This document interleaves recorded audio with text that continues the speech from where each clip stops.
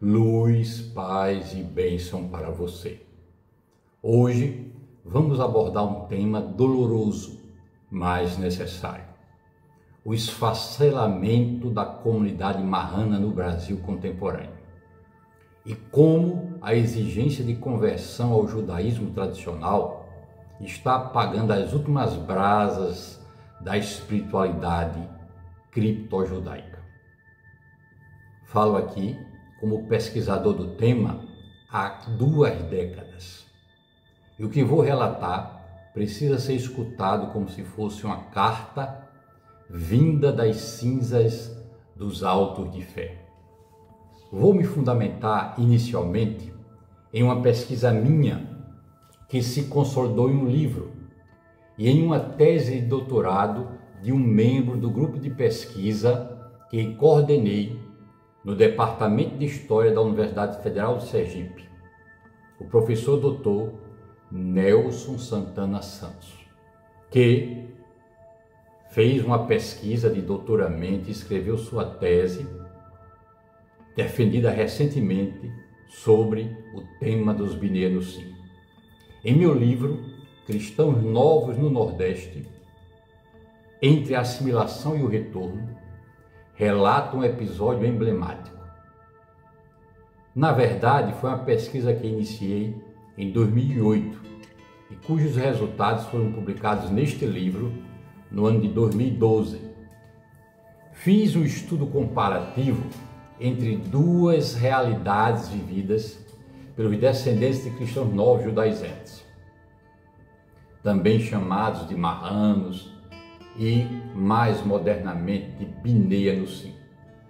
Em Sergipe fiz uma pesquisa de campo na cidade de Cedro de São João, com descendentes de cristãos novos, judaizantes, e observei uma assimilação cultural profunda.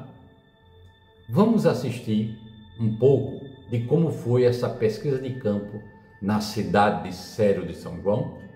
Segundo a história, construída com base na memória local, o povoamento da região iniciou-se no século XVIII, com um fazendeiro chamado Antônio Nunes. As primeiras habitações surgiram no local onde está localizada a igreja matriz. Tradicionalmente, a população da cidade é católica romana. Portanto, o nome da cidade originou-se do cedro, árvore encontrada em grande quantidade na localidade, e do nome do santo padroeiro, São João Batista. Alguns fatos, porém, chamaram a atenção de nosso grupo de estudos. Primeiro, o principal acidente geográfico da localidade é uma grande lagoa, a chamada Lagoa Salomé. Como explicar esta contradição de se homenagear a mulher que foi responsável pela morte do santo padroeiro da cidade? Segundo, por que a cidade se notabilizou por produzir a famosa bolacha 7 capas? Bem, estes e outros indícios nos fizeram suspeitar de que Cedro de São João foi um povoado fundado por cristãos novos judaizantes. Por isso, nosso grupo de estudos organizou uma viagem de campo a Cedro de São João. Nosso objetivo era, através da memória dos moradores mais antigos, tentar descobrir alguns costumes e hábitos da população local, resquícios da presença de cristãos novos judaizantes na formação de sua gente. Veja, nesta viagem eu observei nas platibandas, nas bandeiras das portas das casas, muitas estrelas de Davi nessa cidade. Mas constatei uma assimilação cultural profunda, o silêncio, o apagamento e a diluição da memória marrana. Porém, fiz uma pesquisa comparativa e comparei com a realidade da cidade de Natal, capital do Rio Grande do Norte. Nesta cidade existia, à época, uma comunidade viva, pulsante, que se reunia na sinagoga Brás Palatinique.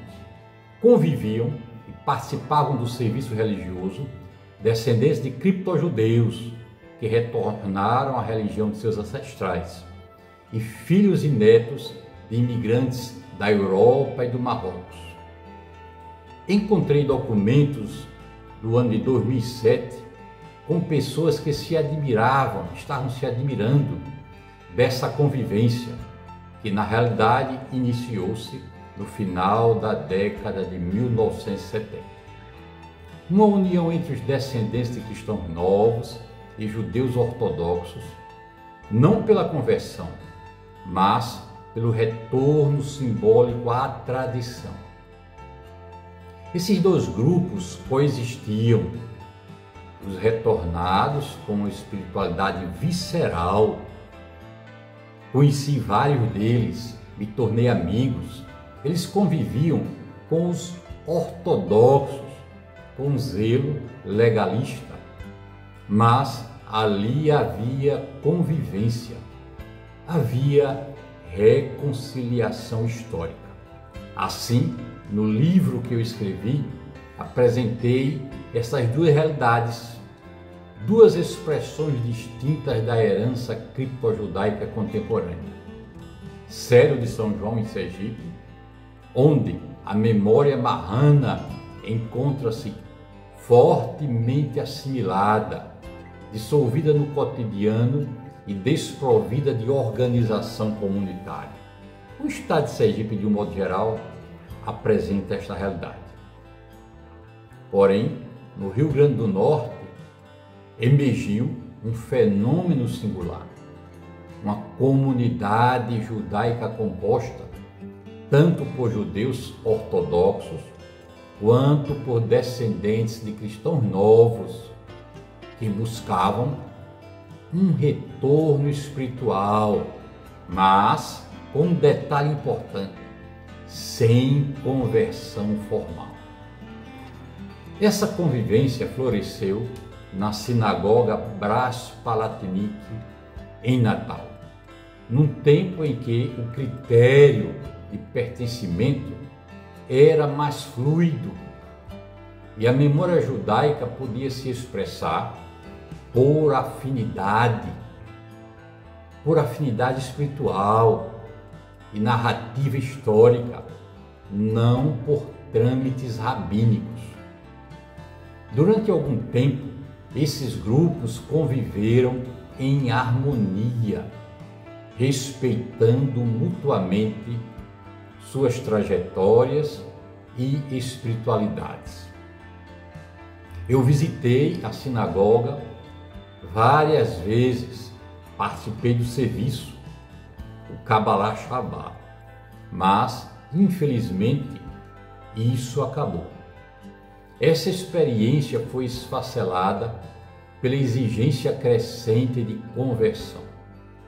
Um processo interno, iniciado por volta do ano de publicação do meu livro, iniciado por volta de 2012, ao longo dos anos, esfacelou essa comunidade única.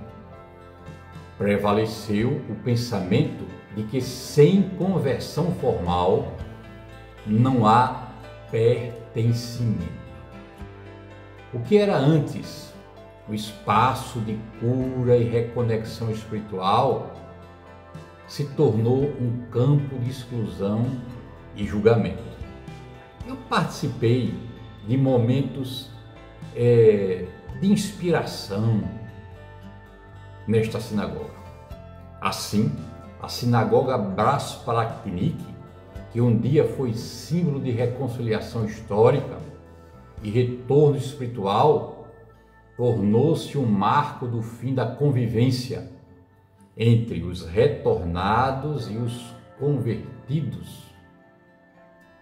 Cada estado do Nordeste, nós sabemos, tem a sua história específica do movimento de retorno dos Bnei Anussim.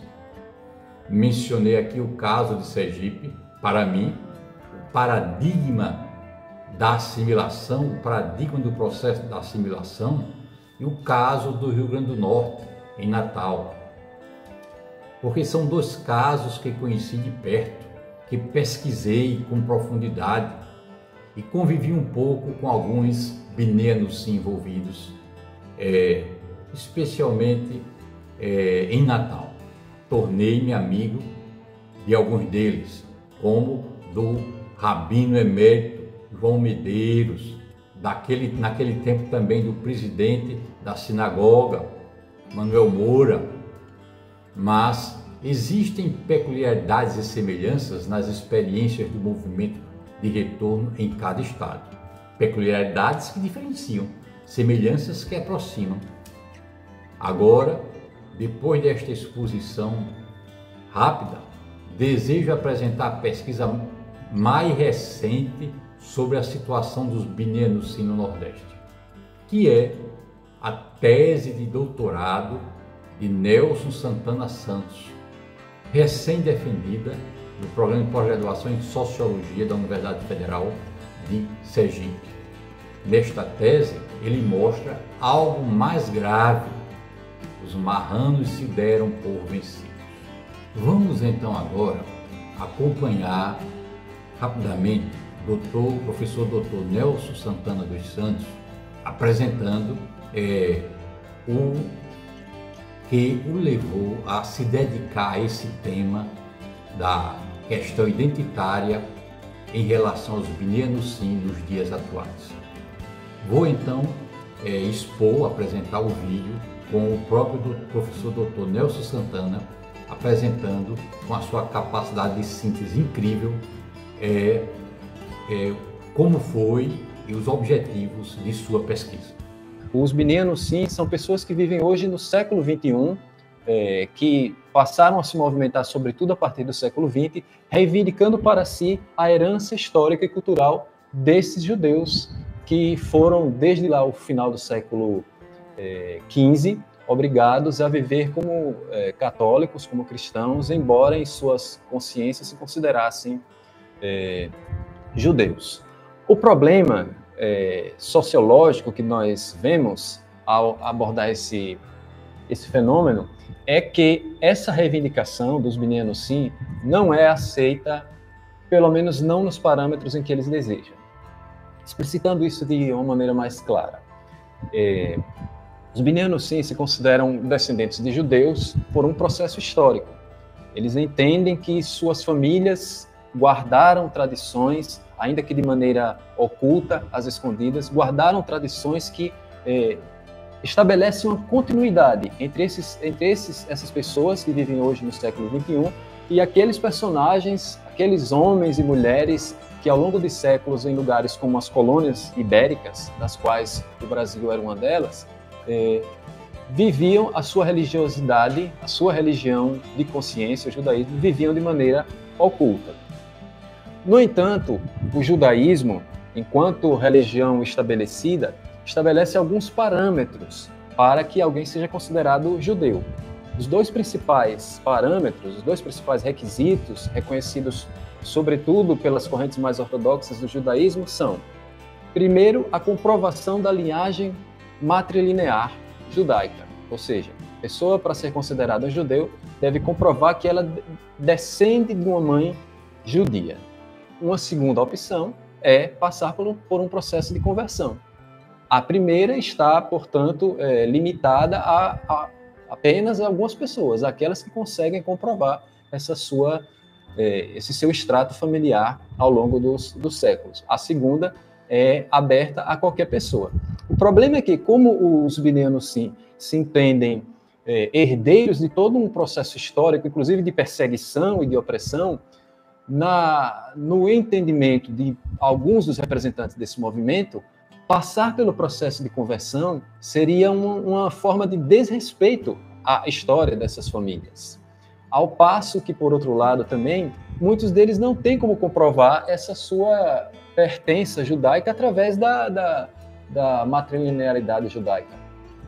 Estamos falando de pessoas que passaram por processos em momentos em que não era possível comprovar nem mesmo a sua, vamos dizer assim, linearidade em termos gerais, que dizer conseguir comprovar o seu pertencimento às famílias judaicas. Então, o problema está aí. Temos um grupo que se pretende integrante do mundo judaico, mas cujas credenciais para serem aceitos enquanto partícipes desse grupo não são aceitas pela religião estabelecida, no caso, o judaísmo. Eis aí o problema que nos fez pensarmos e elaborarmos esta pesquisa. O conflito identitário estabelecido por essa relação desigual, vamos dizer assim. Vejam, em síntese, a tese de Nelson Santana dos Santos demonstra o fim do marranismo contemporâneo. A pesquisa revela um quadro inequívoco. A espiritualidade marrana perdeu espaço institucional dentro das comunidades judaicas organizadas no Brasil. Aqueles que antes buscavam retornar à fé dos ancestrais, com base na memória, nas práticas domésticas e no sentimento de pertença, passaram a ser cada vez mais pressionados a se submeterem ao processo formal de conversão segundo os critérios do judaísmo ortodoxo.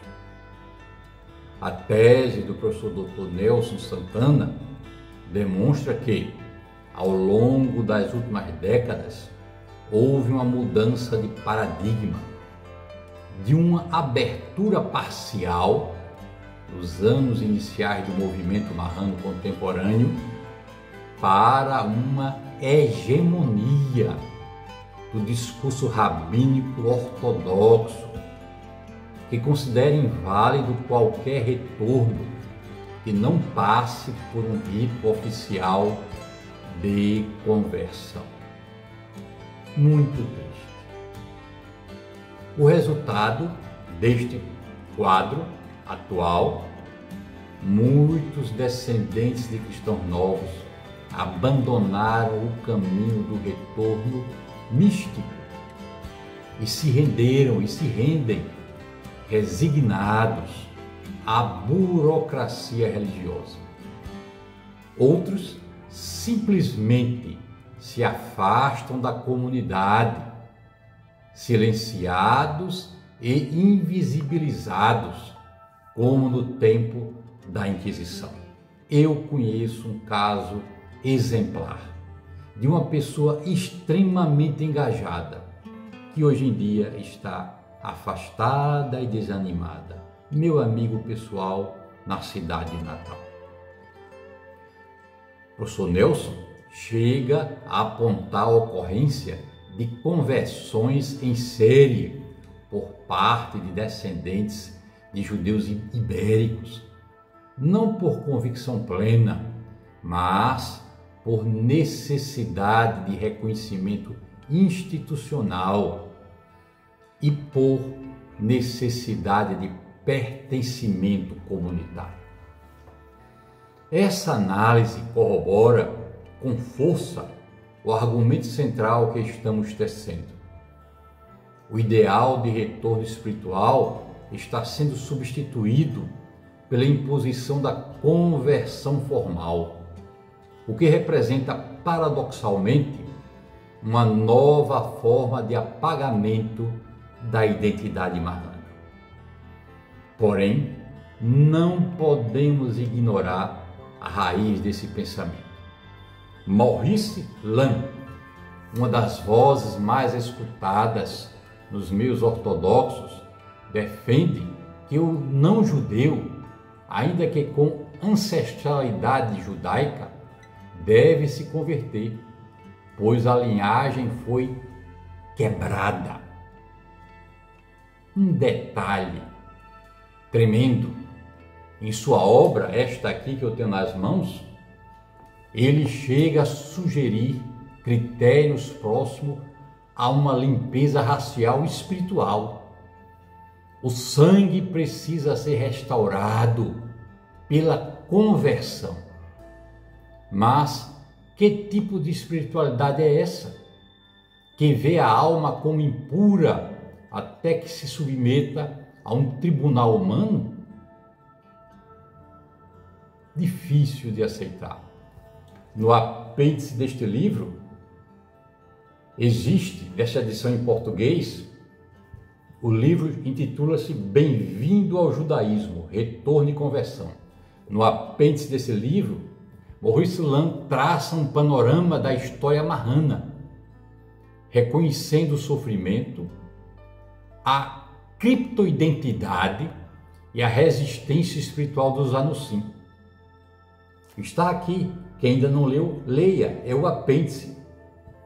No entanto, ao tratar da reintegração ao povo judeu, Lang recorre a uma lógica profundamente excludente, baseada em linhagem comprovável, conversão formal e critérios halárquicos, rigorosos, que desconsideram a memória e a fé vivida dos descendentes.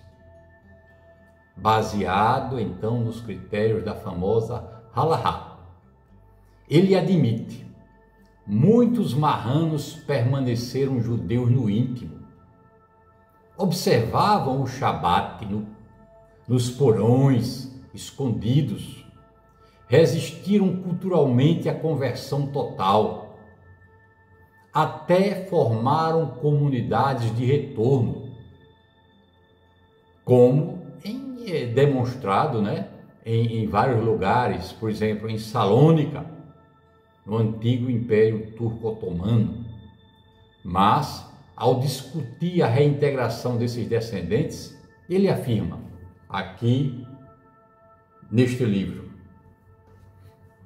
palavras textuais: a pergunta é se esses criptojudeus devem se submeter ao rito inteiro da conversão ou simplesmente serem considerados arrependidos. E conclui com contundência, baseado nas leis religiosas. Diz ele, a halahá determinará se os ancestrais maternos eram judeus, a menos que alguém prove genealogia milenar. Provavelmente casaram-se com não-judeus. Logo, seus descendentes não são judeus. Maurice Lang declara, palavras textuais, eles não podem entrar para o povo judeu simplesmente porque afirmam seu desejo genuíno. É preciso conversão completa. Ora, a mensagem é bastante clara. Memória não basta. Espiritualidade não basta. Vida em fidelidade secreta não basta. Só há retorno mediante autenticação ética e ritual. Mesmo que a pessoa traga gerações de fidelidade silenciosa. É muito triste. A comparação com os chamados falachas da Etiópia reforça essa perspectiva. Lang admite que eles já são judeus, por manterem linhagem endógena, mas os marranos, por sua dispersão e miscigenação, não seriam mais confiáveis. Maurice Lang então conclui com uma bênção simbólica. Bem-vindos de volta. Esperamos vocês com as luzes acesas. Mas essa luz, ao mesmo tempo que parece acolher, exige passar por um filtro estreito, um caminho que nega toda a teologia de uma espiritualidade profunda, uma teologia do oculto, uma teologia do exílio da Shekinah, junto aos esquecidos. O resultado dessa postura, que aqui é normativa, o resultado é devastador. A espiritualidade marrana não é negada por hostilidade, mas por excesso de ortodoxia. Como nos tempos da Inquisição, os critérios são exteriores: nome, sangue, rituais, papéis, registros. Memória não basta, fé não basta, sofrimento não basta. A pertença se tornou biológica e jurídica, não espiritual. A alma dos marranos virou um corpo estranho, não reconhecido nem mesmo depois de séculos de fidelidade oculta. E para encerrar esse tópico, vou apresentar o caso mais grave. No prefácio desta obra, Reencarnação e Judaísmo, a Jornada da Alma, o rabino David Weitman escreveu o seguinte no ano de 2015. Está aqui no prefácio. Podem comprar a obra e confirmar. Vejam o que ele escreveu. Palavras textuais. Os mártires falecidos nos autos de fé da Inquisição espanhola são almas que viveram na época do primeiro templo e praticaram idolatria. Essa declaração atribuída, segundo ele, ao segundo líder da dinastia Shabbat Lubavitch, que viveu entre os séculos XVIII e início do século XIX, é usada para explicar misticamente o sofrimento dos cristãos novos como punição por pecados de vidas passadas. E que, portanto, seu sofrimento foi justificado por uma pretensa leitura da Kabbalah.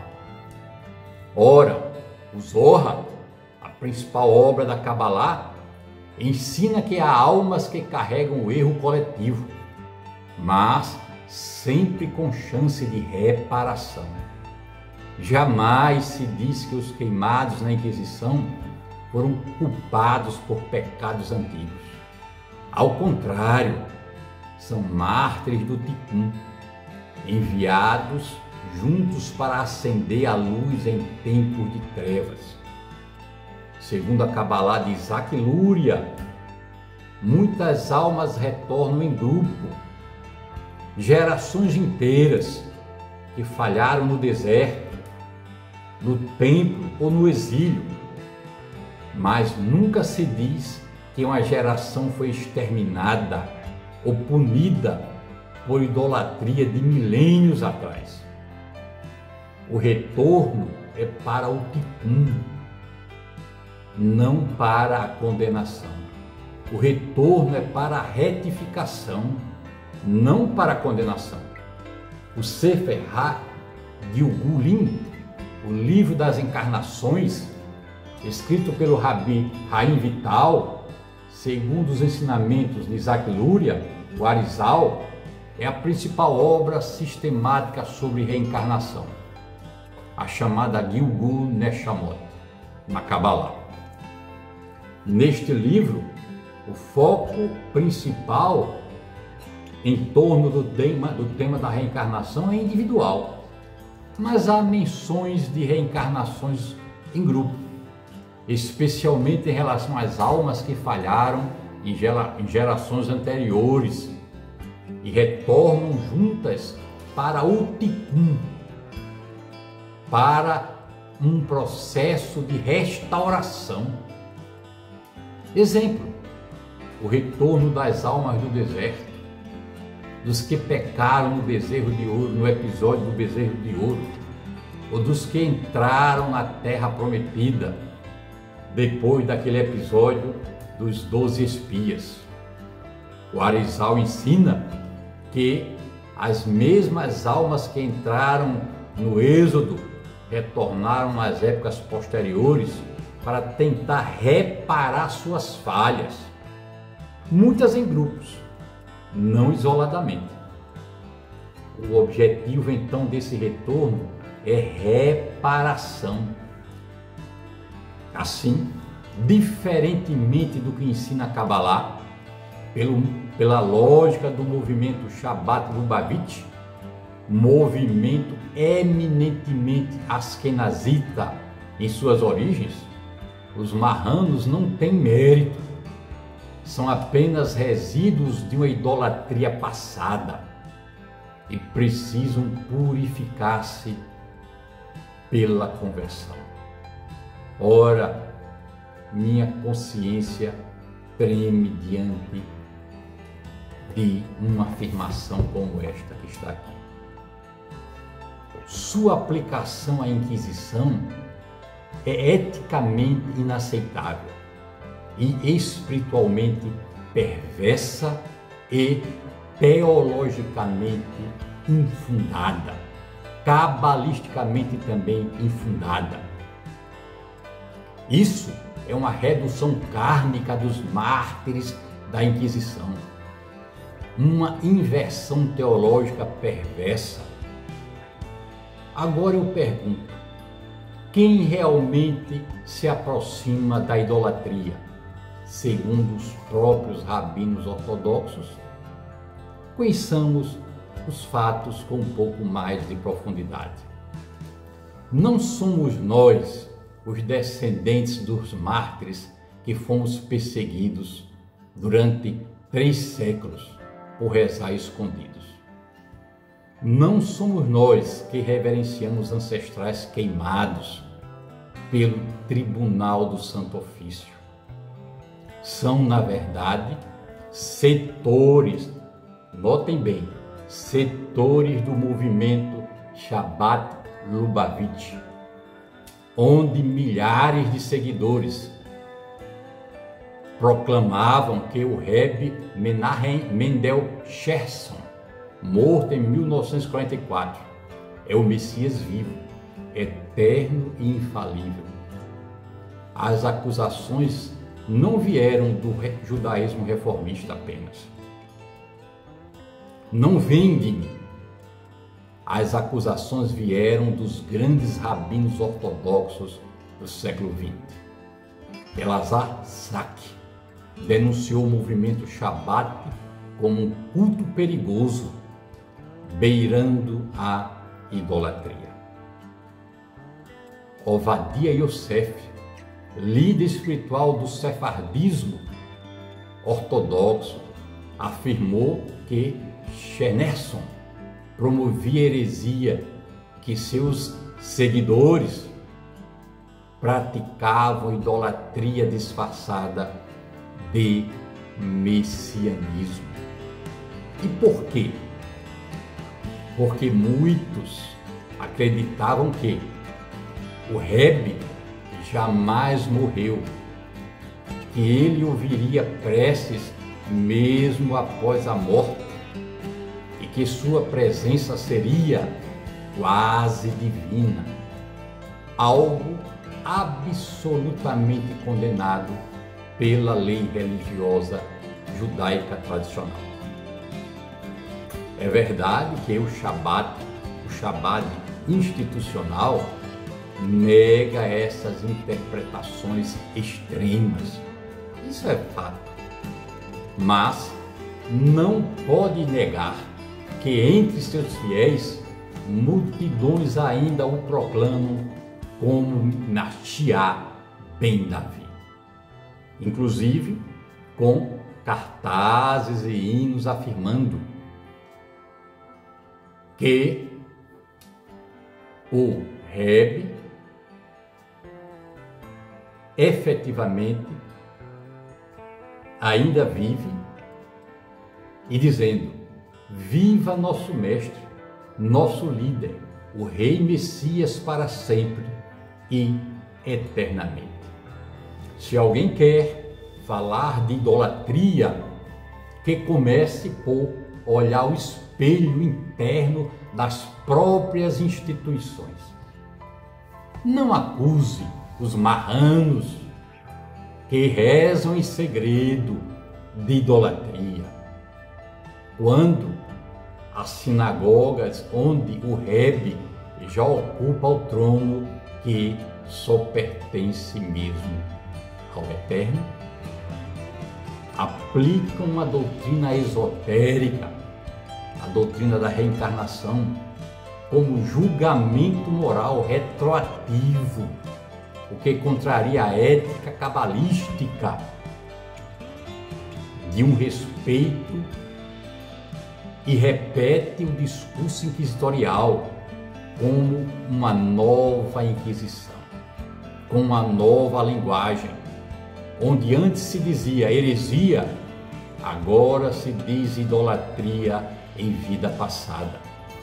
Isso transforma a doutrina do Tikkun em instrumento de acusação póstuma. É um tribunal de sombras, não uma ciência da luz. A verdadeira percepção marrana, a verdadeira cosmovisão marrana, ensina que os marranos queimados não eram culpados reincidentes, mas justos ocultos, justos escondidos, que sustentaram o nome sagrado sob tortura. Seus sofrimentos não foram expiações, mas ofertas sagradas involuntárias, vasos em que a Shekinah exilada se manifestava. O Tikkun não se realiza como culpa, mas como memória e amor. No mesmo prefácio, o autor afirma que tais explicações não se aplicam ao Holocausto. Mas eu pergunto, por que o Shoah não pode ser explicado misticamente e os autos de fé, sim? A resposta implícita: os mortos da Inquisição seriam judeus híbridos, mornos, transgressores, enquanto os do Holocausto seriam inocentes puros. Isto revela um preconceito institucional contra os corpos místicos, os judeus do limiar, os herdeiros do segredo.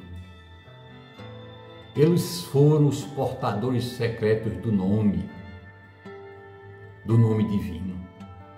Os justos que queimaram como letras de um Sefer Torá vivo, os mártires sem sinagoga, sem rabino, sem voz, mas com o nome divino escrito nas entranhas da alma.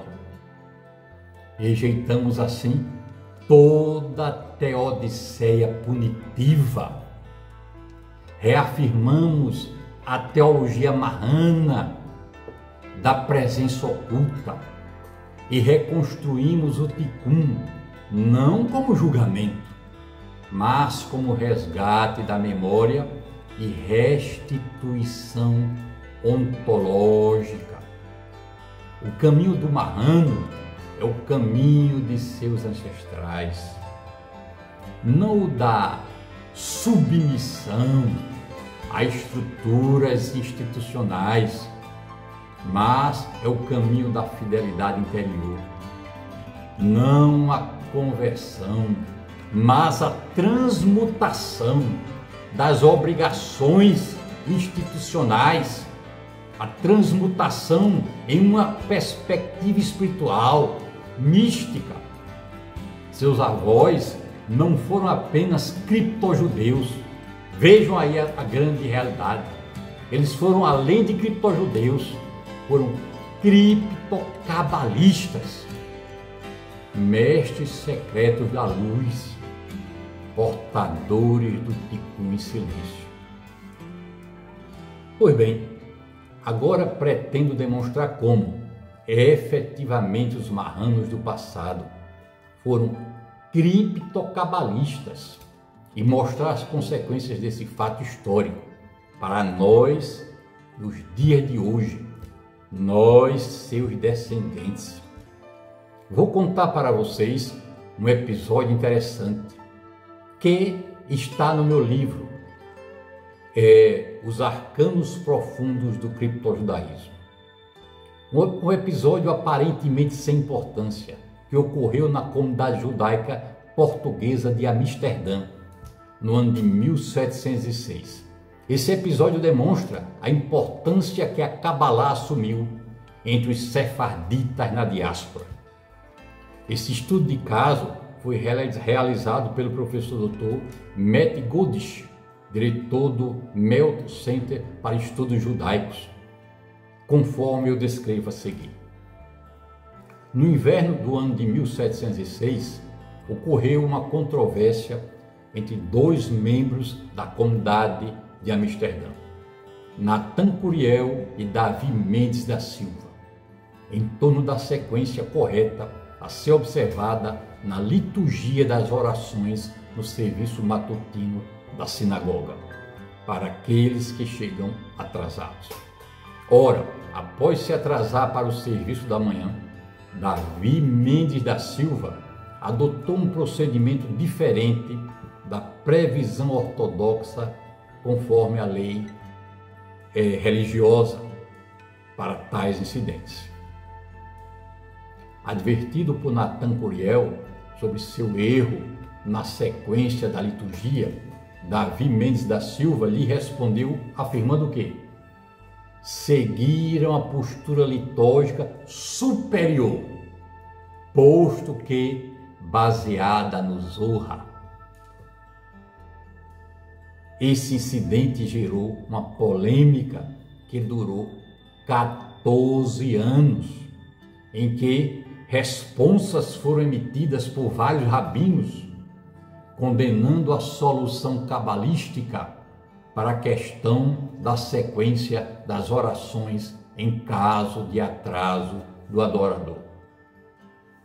Ora, o incidente, além de revelar que a vida das comunidades sefarditas na diáspora, e aqui a grande comunidade de Amsterdã, a vida desta comunidade e das outras, transcorreu em torno de uma dialética entre a ortodoxia da lei e as prescrições da Cabalá, nem sempre concordantes entre si. Este episódio histórico demonstra como o cabalismo se espalhara entre os sefarditas da diáspora, entre os descendentes de sefarditas da diáspora. Também, através da leitura dos textos dessas responsas sobre esse caso específico, se fica sabendo que a disseminação do cabalismo entre os da dispersão, entre os da diáspora, era uma preocupação dos mais ortodoxos, tendo em vista o perigo, segundo eles, de que o estudo da Cabalá e suas práticas esotéricas fossem fontes de heresias. Nesse caso específico, de alterações nas orações tradicionais judaicas, no seio das comunidades de judeus novos da diáspora, no início do século XVIII, também se deve buscar sua origem na Cabalá luriânica, uma vez que a mesma introduziu uma nova filosofia de oração, encarando-a como um exercício teúrgico, estático. Não é só o Zohar que dava fundamento, não é só o Zohar que dava fundamento, a própria Cabalá luriânica. Nessa época, a Cabalá estava amplamente difundida em Amsterdã, início do século XVIII, uma vez que a imprensa judaica instalada na cidade chegou a publicar uma versão do Zohar em 1715, dentre outros tratados cabalísticos. Ora, esse episódio e seu desenvolvimento servem para demonstrar que a religiosidade das comunidades atlânticas sefarditas era vista pelo próprio status quo do judaísmo dominante como heterodoxa, principalmente devido à influência predominante da Kabbalah. Essa controvérsia litúrgica entre Nathan Curiel e Davi Mendes da Silva, em Amsterdã, no início do século XVIII, revela com clareza algo crucial que a historiografia tradicional dominante, o relato hegemônico, não mostrou.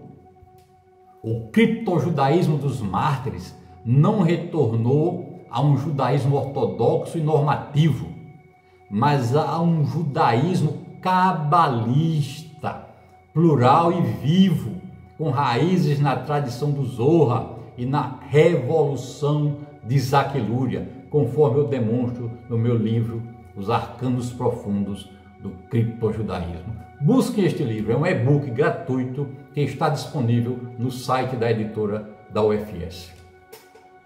Ao defender seu procedimento litúrgico com base no Zohar, Davi Mendes da Silva não estava sendo herético, estava ecoando a espiritualidade viva que os cristãos novos carregavam na alma. A reação institucional, com responsas rabínicas condenando o uso cabalístico nas orações, revela que a tensão entre judaísmo normativo e Kabbalah viva já estava posta na diáspora sefardita. Ou seja, os descendentes de marranos retornaram a Kabbalah antes de qualquer tentativa de retorno à ortodoxia da lei religiosa judaica. Assim, a Kabbalah foi a ponte espiritual real dos cristãos novos, não o judaísmo rabínico institucionalizado. Portanto, a exigência de conversão atual, baseada na lei da ortodoxia religiosa, é anacrônica e desconectada do fio histórico real. Outro ponto importantíssimo para o argumento da obrigatoriedade da conversão é o seguinte: observe, quando os cristãos novos foram perseguidos, queimados, silenciados e dispersos, não havia judaísmo institucionalizado como o que conhecemos hoje. Perceberam? É anacronismo tentar levar as estruturas atuais institucionais para aquele tempo, para aquele passado. A destruição das comunidades ibéricas rompeu também as estruturas rabínicas locais. A ortodoxia como corrente dominante e institucionalizada só se consolidou no século XIX, especialmente após a oposição ao reformismo e à assimilação. Vejam, na época dos marranos, o que existia eram múltiplas formas de judaísmo, incluindo correntes cabalistas, como nós temos mostrado historicamente, correntes messiânicas, racionalistas, dos intelectuais filósofos, litúrgicas locais e práticas sincréticas. Portanto, dizer que os descendentes dos cristãos novos devem retornar ao judaísmo rabínico ortodoxo contemporâneo é uma distorção histórica, é uma falta de consciência histórica. Esse é um tema que eu pesquiso há 20 anos. Seria como obrigar alguém a retornar a uma fonte de religião, a uma forma de religião que não existia para seus ancestrais. Pior ainda, o judaísmo institucional atual se afastou das expressões místicas, plurais e comunitárias que eram comuns entre os sefarditas da diáspora, especialmente os influenciados pelo sabataísmo e pela cabala luriânica. Sobre Sabatai Tsev, nós vamos fazer vídeo aprofundando. E a sua influência em todo o mundo judaico, especialmente a sua influência entre os cripto-judeus e cripto-cabalistas. O que os líderes religiosos de hoje chamam de judaísmo verdadeiro, com tribunais rabínicos centralizados, protocolos de conversão formal, vigilância doutrinária, simplesmente não existia no tempo da Inquisição. Os marranos perseguidos não tinham acesso ao judaísmo institucional daquela época. Eles não voltaram à lei religiosa judaica, porque não havia halahá a que retornar. Eles voltaram, na verdade, os que tinham a consciência espiritual profunda, eles voltaram a Cabalá, ao Zohar, às orações sussurradas, voltaram ao nome oculto. Muitos nem sabiam o nome de suas rezas, mas sabiam onde doía. O caso de Davi Mendes da Silva, em Amsterdã, é exemplar. Ele defendeu um procedimento cabalístico nas orações e foi duramente criticado pelos ortodoxos. Por quê? Porque o que ele estava praticando, o que ele praticava era um judaísmo místico e vivo, não ortodoxia jurídica, fria, legalista. E essa era a espiritualidade dos nossos ancestrais.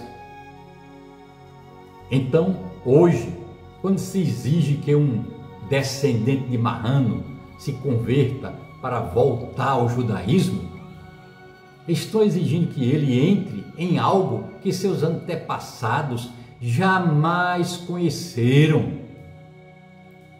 Na verdade, estão apagando sua verdadeira herança, que eu defino a partir do neologismo criado pelo professor Dr. Caésia Sobreira como criptocabalismo. Quando os rabinos hoje exigem que os descendentes de cristãos novos se convertam segundo os critérios da halahá ortodoxa, é necessário perguntar: de onde vem essa halahá? Ora, ela não foi revelada de uma só vez. Ela é fruto de um processo histórico longo, um processo histórico plural, um processo histórico cheio de disputas. A palavra halahá significa caminho, mas o que se transformou em lei religiosa obrigatória foi progressivamente sistematizado ao longo dos séculos,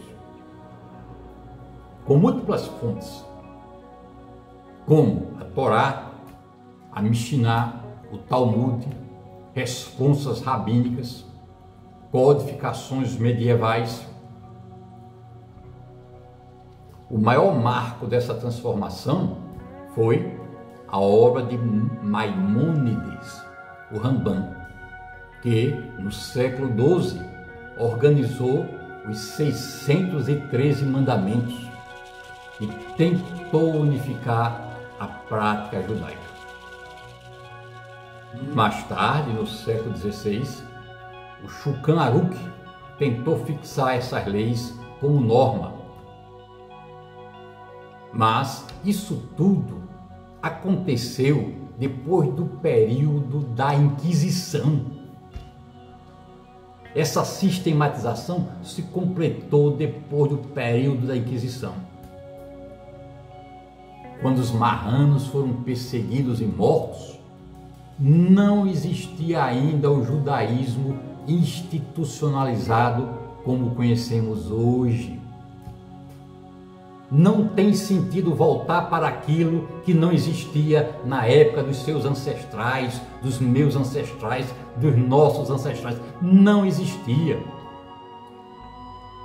Não havia tribunais rabínicos centralizados. Não havia procedimentos de conversão universais. Não havia ortodoxia codificada tal qual existe hoje. O que havia era uma religiosidade viva, a dos marranos, fluida, muitas vezes mística e silenciosa. O episódio que eu narro em meu livro, o conflito entre Davi Mendes da Silva e Nathan Curiel em Amsterdã, mostra isso com clareza. Davi foi criticado por praticar um modelo de oração baseado no Zohar, não na Halá. Isso gerou respostas rabínicas furiosas, está documentado,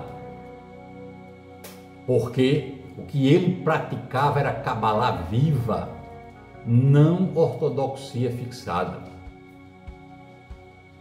Portanto, exigir hoje que os descendentes dos marranos se conformem à Halahá atual é exigir que retorne algo que sequer existia no tempo de seus ancestrais. É um erro histórico. Os historiadores chamam isso de anacronismo. É o erro histórico mais primário e pior. É uma forma de apagamento espiritual.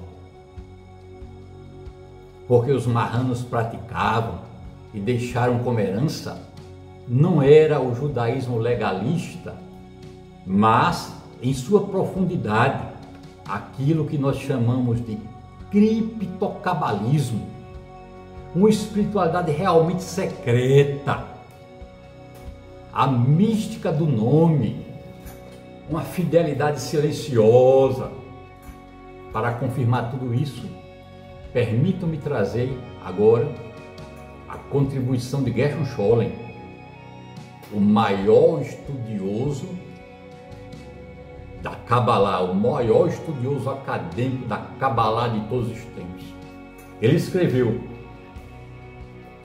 neste livro, A Kabbalah e seu Simbolismo, obra magnífica que eu aconselho a todos. Ele escreveu o seguinte: todas as grandes religiões institucionais têm demonstrado considerável aversão pelos místicos leigos, quer dizer, os místicos iletrados, como Davi, que nós vimos, os místicos iletrados, que, impulsionados pela intensidade de sua experiência, acreditam poder dispensar os canais tradicionais e sancionados da vida religiosa. Quanto menos instruído o candidato à iluminação mística, quanto menos ele conhece em matéria de teologia, tanto maior o perigo de um conflito com a autoridade. Esse ponto é ilustrado por todos os manuais de misticismo, redigidos do ponto de vista da autoridade tradicional, independentemente do seu contexto específico. As autoridades judaicas, por exemplo, tentaram evitar conflitos, restringindo a eruditos talmúdicos plenamente adestrados o direito de engajar-se na prática e especulação místicas.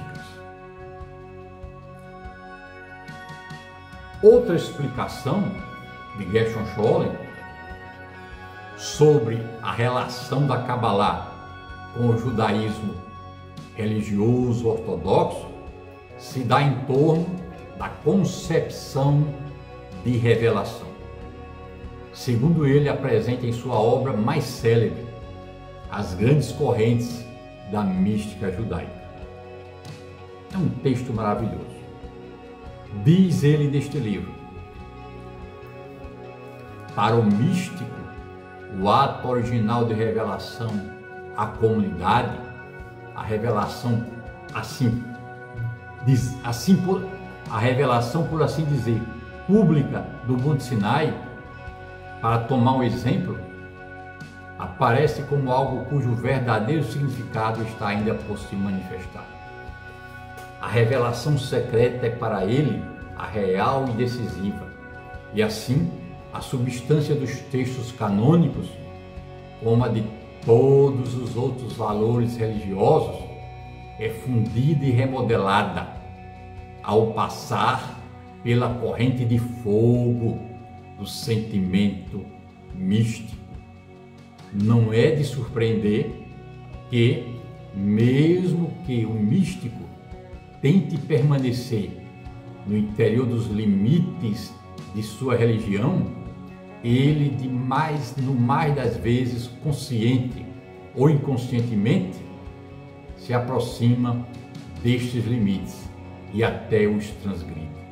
Intuindo todo esse complexo de argumentos, o rabino emérito da sinagoga Bras Palatinic, afastado voluntariamente do convívio contínuo com a sua outrora comunidade de pertença, escreveu em seu livro Nos Passos do Retorno, publicado em 2005, época em que esta convivência harmônica que eu apresentei no início existia. Ele escreveu o seguinte: quem vem como nós, sobrevivendo às fogueiras inquisitoriais e ao batismo forçado, não pode deixar de fazer, pelo menos, duas reivindicações.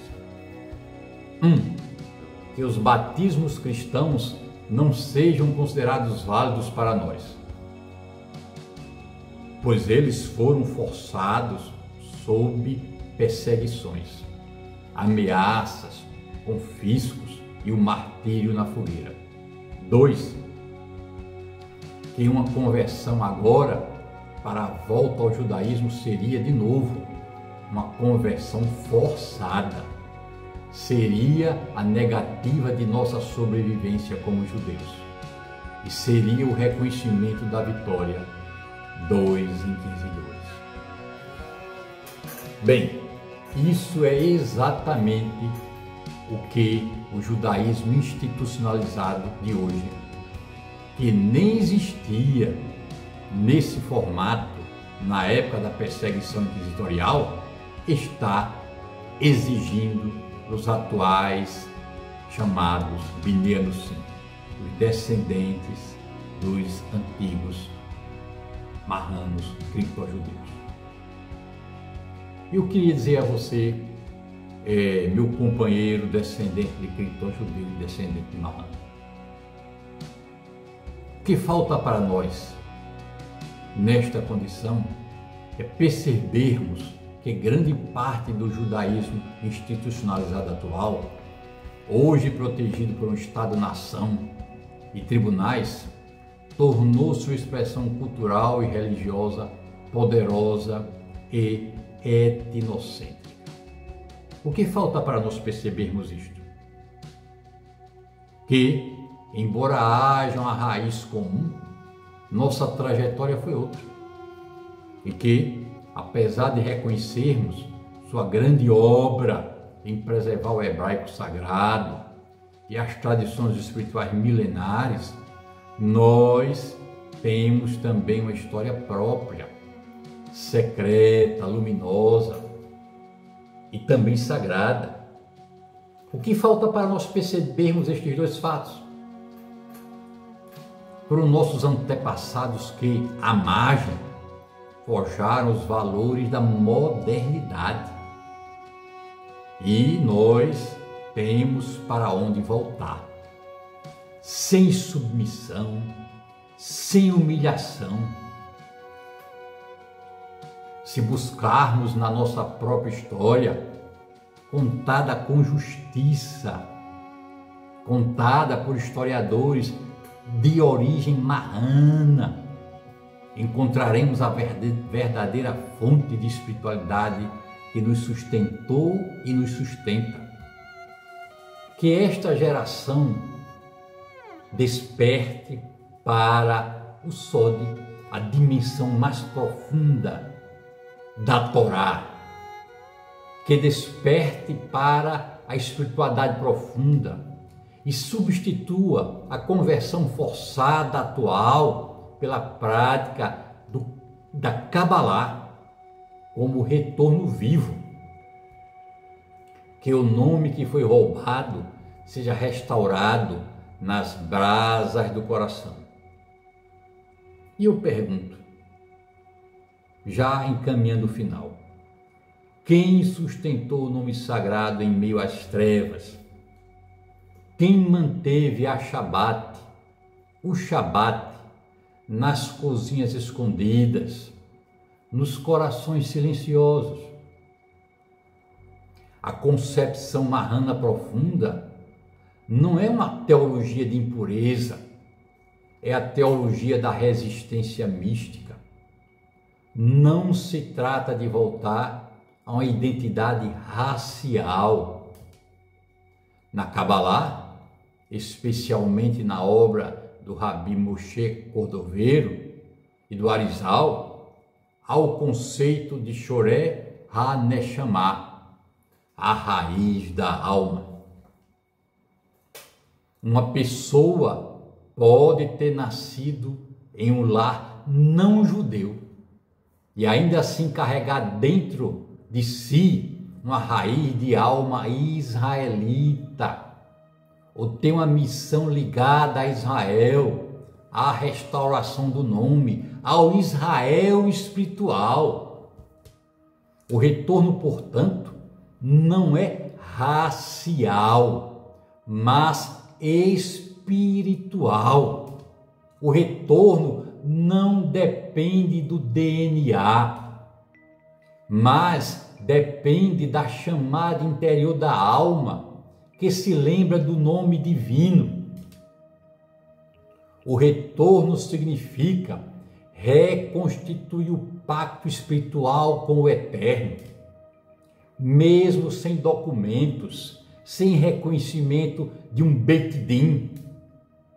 Talvez os marranos tenham perdido esse reconhecimento formal, mas ganharam o céu dos justos e estão escritos no livro da vida pelos séculos que sustentaram a luz em silêncio. Conversão não é condição de santidade. A santidade mora onde o nome é honrado, mesmo sob risco de morte. O caminho do Barrano é o caminho de seus ancestrais, não o da submissão à estrutura, mas o da fidelidade interior. O caminho do Barrano não é o da conversão, mas, como eu já disse, o da transmutação. Seus avós não foram apenas criptojudeus. Estou retomando o pensamento, o raciocínio. Seus avós não foram apenas criptojudeus, foram criptocabalistas, mestres secretos da luz, portadores do Tikkun Silêncio. Assim eu desejo que o nosso trabalho aqui neste canal, Meditações Marranas, Ajude a restaurar a dignidade espiritual desses homens e mulheres. E por fim, admitamos as possibilidades reais.